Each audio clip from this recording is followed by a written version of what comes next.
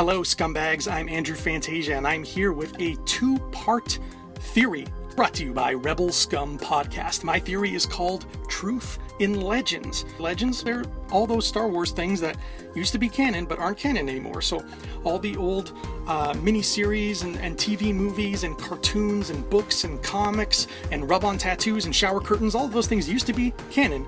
Now they're legends. It's going to sound like I'm complaining in it, but I'm not. This is actually a theory full of hope, because I believe that two characters from Legends are about to explode back into the mainstream in a very crucial way. Now, the first Legends character that I want to talk about is a gentleman by the name of Grand Admiral Thrawn. If you don't know who Grand Admiral Thrawn is, he was the antagonist in a trilogy of novels written by Timothy Zahn back in the early 90s. They were called Heir to the Empire, Dark Force Rising, and The Last Command. But collectively, they were just called the Thrawn trilogy because Thrawn is in them and he's a boss. So, going back to Thrawn, there were two things about him that kind of bugged me. Now, I just read these books for the first time, so it wasn't something that I had been invested in until right now. One of the main things that bugged me about Thrawn was, even though he's the main villain in this trilogy, he never has a scene with any of the heroes.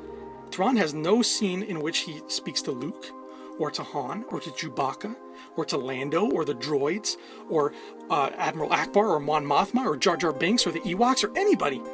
The only time this ever comes close to happening is a scene where Thrawn is in the same room as Princess Leia, but he doesn't even know that Leia's there. She's hiding from him. I think that that's a bit of a wasted opportunity. He should communicate with them more. It's sort of the same problem that happened in The Wrath of Khan. Khan and Kirk were two huge enemies, and they combated each other constantly, but they were never in the same room. They never touched. They never made eye contact. It's kind of disappointing when that happens. Also, FYI, Khan and Thrawn totally rhyme. Oh my god, they're the same person. Illuminati confirmed. Okay, maybe not. Going back to Thrawn, the second thing about him that bugged me was, and spoilers for a 20-year-old book, by the way, Thrawn's death. Yes, Thrawn dies at the end of this trilogy, but the way he dies really disappointed me. Thrawn has a bodyguard who is part of this alien race that Thrawn subjugated.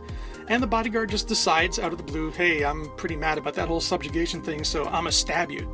So he just comes up behind Thrawn, stabs him, and Thrawn dies. That is kind of dull, especially for a main villain.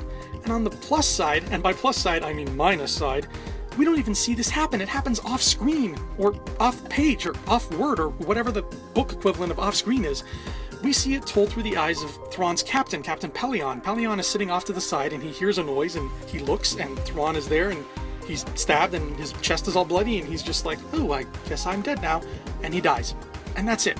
I think that that's a huge wasted opportunity for such a great villain.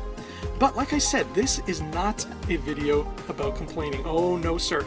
This is a video about hope, because, as most of you probably know, Thrawn is no longer part of Legends. He's on Star Wars Rebels, and he's got his own novel coming out, and I'm sure we're going to see Grand Admiral Thrawn cookies brought to you by Mr. Christie very soon. I mean, come on, it's Star Wars. They're going to pimp him out as much as possible.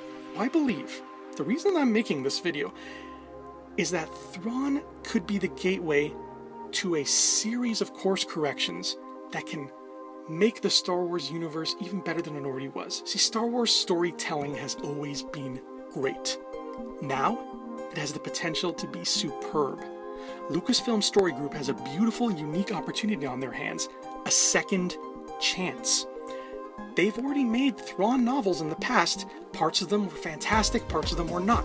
Now that he's canon again, the story group can take all the parts that were good, iron out the crap, and give us something beautiful. They can do so many great things with Thrawn that they had never thought of before, and now the floodgates are open. I believe that Legends is going to come back in a big way. Ahsoka Tano in Rebels said, "There's always truth in Legends."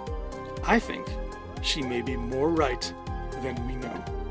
Stick around for part 2 of this video, and I'll talk about the second Legends character, who I believe is going to play an even more important role in the Star Wars saga moving forward.